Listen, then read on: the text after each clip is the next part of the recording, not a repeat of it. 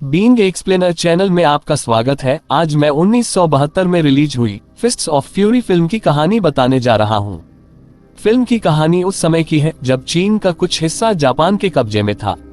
पहले सीन में दिखाया जाता है कि फिल्म का हीरो चेन ज़ेन अपनी पुरानी स्कूल जिंगवू में पहुंचता है। जैसे ही वह स्कूल में प्रवेश करता है, उसे अपने मास्टर हुयुआन चिया की इसमें मौत पर उनके स्कूल के बावर्ची टियान के दुख भरे रोने का दृश्य दिखाई देता है। फिर वो लोग चेन को बताते हैं कि स्कूल के अन्य सदस्य हुयुआनजिया के अंतिम संस्कार के लिए गए हैं। ऐसा सुनकर चेन तुरंत टियान के साथ अंतिम संस्कार की जगह की ओर दौड़ता है, जबकि टियान उस पर शक की नजर से देखता है। कुछ ही क्षण बाद चेन अंतिम संस्कार की जगह पर पहुंचता है और अपने प्यारे मास्टर को दफन हुए देखकर बहुत ही दुखी होता है। वह कब्र के ऊपर लेट जाता है और रोने लगता है। जल्द ही दूसरे छात्र उसे उठाकर दूर ले जाते हैं। फिर हम 2 दिन के बाद का सीन देखते हैं, जहां चेन अपने मास्टर की तस्वीर के सामने बैठा हुआ दिखता है और सोचता है कि उनकी मौत का कारण क्या हो सकता है। उसकी पत्नी युआन उसके पास खाना लेकर आती है, लेकिन चेन उसे खाने से इनकार करता है। उसी समय जिंगवू स्कूल के प्रधानाध्यापक फॉन जून चिया 2 अन्य वरिष्ठ छात्रों के साथ वहां पहुंचता है और चेन को बताता है कि वे भी अपने मास्टर की मौत पर दुखी हैं, लेकिन खाने को ठुकराना सही बात नहीं है। चेन अपने मास्टर की मौत के बारे में पूछता है और फॉन कहता है कि उनकी मौत न्यूमोनिया की वजह से हुई है। हालांकि चेन इस पर विश्वास नहीं करता है और बोलता रहता है कि यह झूठ है।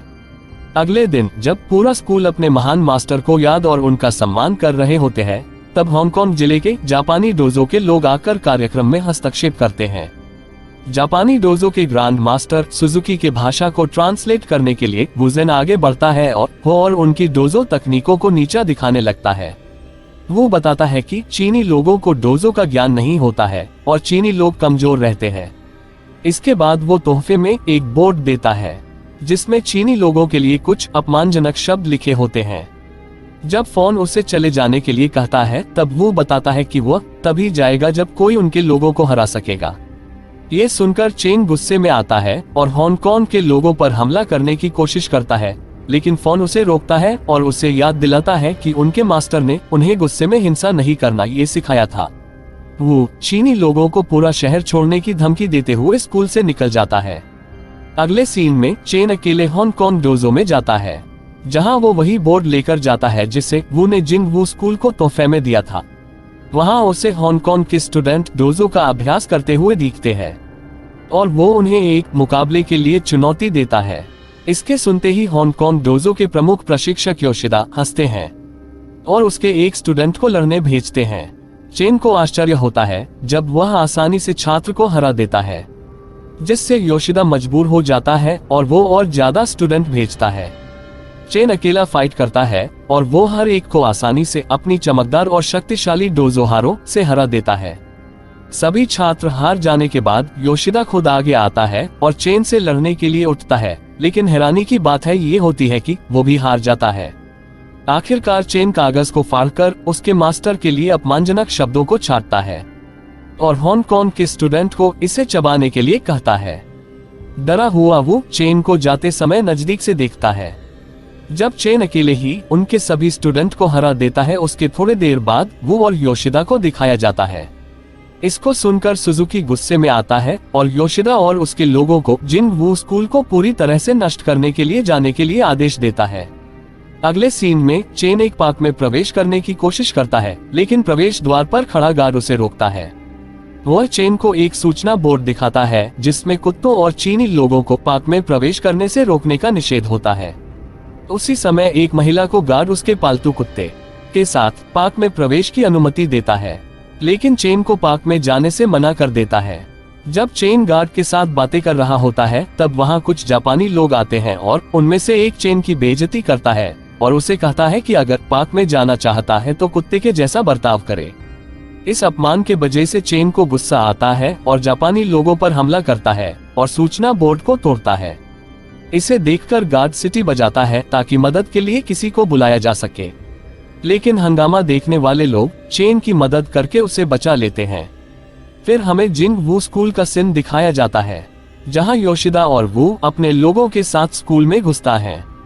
और प्रशिक्षण कर रहे स्टूडेंट पर हमला करता है। फोन उन्हें रोकने की कोशिश करता है, लेकिन बुरे लोग उसे नजरअंदाज करते हैं और उस जगह को बर्बाद करना जारी रखते हैं।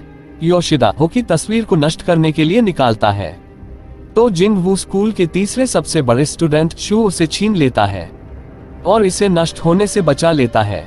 गड़बड़ियों के बाद जापानी छात्रों द्वारा समर्थन प्राप्त करके वो चेन को 3 दिनों के भीतर उन्हें ये जमीन सौंपने की चेतावनी देते हैं। योशिदा और वो अपने लोगों के साथ वहां से चले जाते हैं। तब चेन वहां पहुंचता है और स्कूल के चारों ओर दंगा देखकर हैरान हो जाता है। फोन चेन को उस हालत का जिम्मेदार समझता है और उसे डांटता है और सुझाव देता है कि वह सुजुकी के लोग उसे मारने से पहले उसको शंघाई शहर छोड़ देना चाहिए। पहले तो चेन शहर छोड़ने से मना कर देता है, लेकिन जब युआन और फोन उसके पास जाते हैं और समझाते हैं कि उसे इस हादसे का दोषी नहीं मानते, तब चेन शहर छोड़ने को मान जाता है। रात को युआन दुखी चेन के पास जाती है और उसे अगले दिन जाने से पहले थोड़ा आराम करने को कहती है। चेन तब युआन के लिए उसका प्यार जताता है और फिर सुझाव देता है कि वह सो जाए क्योंकि उसे कुछ जरूरी काम पूरे करने हैं। बिना कुछ कहे युआन चेन को अकेले छोड़ देती है और सोने चली जाती है। जल्द ही चेन को इमारत के दूसरे तरफ से आवाज सुनाई देती है और वो उसका पीछा करने का फैसला करता है। उसे हैरानी होती है जब वह तिवोन और फेंगविशी जिंगवू स्कूल के देखभालकर्ता को मरने के लिए खाने में जहर मिलाने के बारे में बातचीत करते हुए देखता है। चेन ये सुनते ही गुस्से में आ जाता है और दोनों के सामने आता है। तुरंत ही एक क्रूर फाइट शुरू होती है, जिसमें चेन उन्हें अपने मजबूत मुक्कों से मारकर दोनों की हत्या कर देता है। अगले सुबह फोन को अपने बिस्तर के पास चेन का एक पत्र मिलता है, जिसमें लिखा होता है कि चेन मास्टर हो की हत्या करने वाले लोगों के पीछे जाएगा और बदला लेगा। जल्द ही फोन को नीचे बुलाया जाता है, जहां स्टूडेंट्स द्वारा उसे पता चलता है कि तिवोन और फेंग मरे हुए मिले हैं और उनके शव पास के लैंप पोस्ट पर लटक रहे हैं। फोन को समझ आता है कि चेन ने ही दोनों की हत्या की है। वह मान लेता है कि चेन अभी भी शंघाई में है और अपने स्टूडेंट्स को उसे ढूंढने को कहता है। अगले सीन में चेन हो के कब्र के पास बैठा कर भुना हुआ मांस खा रहा होता है। उसी समय युआन वहां पहुंचती है और उससे उसके मकसद और प्लान के बारे में पूछती है। चेन हालांकि कुछ भी नहीं बताता है और उसे इस सब में शामिल करना नहीं चाहता है। इसके बाद चेन और युआन एक हंसी पल बिताते करते हैं, जहां वे अपने बचपन की यादें ताजा करते हैं और वादा करते हैं कि वे अपने जीवन के बाकी समय को साथ बिताएंगे। अगले दिन वू और योशिदा सुजुकी के पास जाते हैं और उन्हें तियोन और फैंग की मौत के बारे में सूचित करते हैं। यहाँ पता चलता है कि तियान और फैंग हकीकत में उनके लोग थे जो चीनी बनने का दिखावा कर रहे थे और जिंगवू की महत्वपूर्ण जानकारी चुरा रहे थे। आक्रामक सुजुकी दोबारा जिंगवू स्कूल पर हमला करने के बारे में प्लान बनाता है, लेकिन वो सुझाव देता है कि इसके बजाय ये बात पुलिस को बताई जाए और उन्हें ही ये मामले निपटने दें। इसके बाद पुलिस इंस्पेक्टर लो जिंगवू स्कूल के पास आते हैं और फोन और अन्यों को चेन को ढूंढने और उसे उसके हवाले करने के लिए 3 दिन का समय देता है। वो कहता है कि अगर तुम लोग ये नहीं कर पाएंगे तो वे न सिर्फ स्कूल खो देंगे बल्कि चेन की मदद करने के लिए गिरफ्तार भी हो जाएंगे। रात में वू को सुजुकी, योशिदा और पेट्रोव के साथ मजा करते हुए दिखते हैं। पेट्रोव सुजुकी का रशियन दोस्त रहता है। पेट्रोव के साथ पीने की चुनौती के बाद वो उस इमारत से बाहर निकलता है और रास्ते में एक थैला खींचने वाले आदमी के पास जाता है। वो आदमी चेन रहता है, लेकिन वो नशे में धुत रहता है। वो चेन को पहचान नहीं पाता है और थैले में चढ़ जाता है। जल्द ही चेन उसे एक सुनसान गली में ले जाता है और उसे मरने तक मारता है। बाद में उसे पता चलता है कि वो को जान से मारने का प्लान सुजुकी ने बनाया था। फिर चेन वू का शव वहीं लटकाता है जहां उसने तियान और फैन को लटकाया था। वू की मौत की खबर सुजुकी तक पहुंचती है और वह इंस्पेक्टर को जिंगवू स्कूल और चेन के खिलाफ कार्रवाई करने की धमकी देता है और धमकाता है कि अगर इंस्पेक्टर लो कुछ नहीं करता है तो वो सीनियर अधिकारियों से बात करेगा और उसे उसके नौकरी से बाहर निकाल देगा। इंस्पेक्टर लो जाने के बाद योशिदा सुजुकी के पास जाता है और उन्हें सुझाव देता है कि वे जिंगवू पर हमला करें और वहां मौजूद सभी छात्रों को मार डालें। सुजुकी ऐसा ही करता है और तुरंत अपने लोगों को जिंगवू स्कूल भेजता है।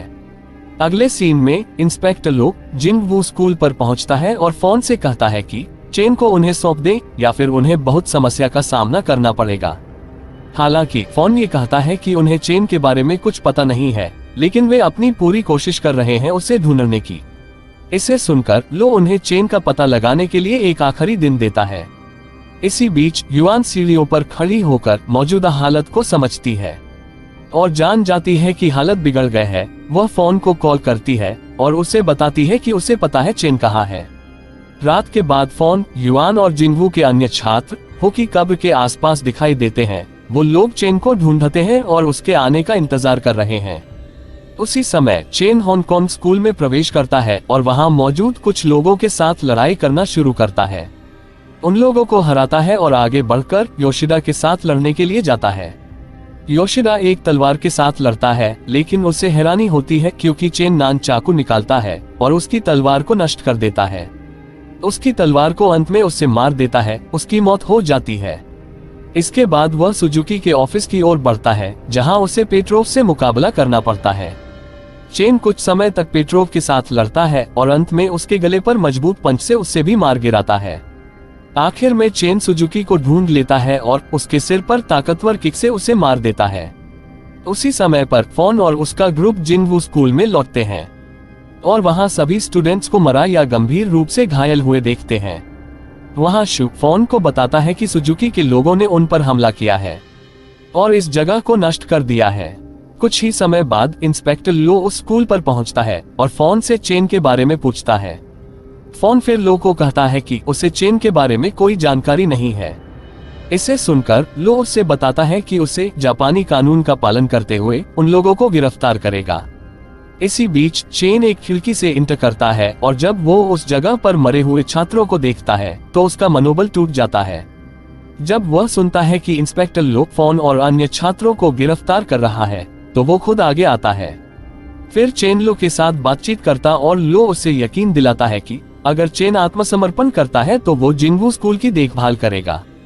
चेन उसके जवाब से संतुष्ट होकर सहमत होता है और स्कूल से बाहर निकलता है। अंतिम सीन में जब चेन जिंगवू स्कूल से बाहर निकलता है, वह गेट पर एक जापानी सैनिकों का ग्रुप देखता है जो उस पर बंदूक से निशाना लगा रहे हैं। इसे देखकर चेन क्रोधित होता है और उनके साथ लड़ने के लिए आगे बढ़ता है। सीन यहाँ जूम हो जाता है और बैकग्राउंड में कुछ गोलियों की आवाज सुनाई देती है, जिससे चेन की मृत्यु हो जाती है और उसके गुरु की विरासत और जिंगवू स्कूल को बचाने के लिए चेन अपने जान का बलिदान देता है। आशा है कि आपको वीडियो पसंद आया होगा। हमारी मदद के लिए लाइक और सब्सक्राइब बटन दबाएं।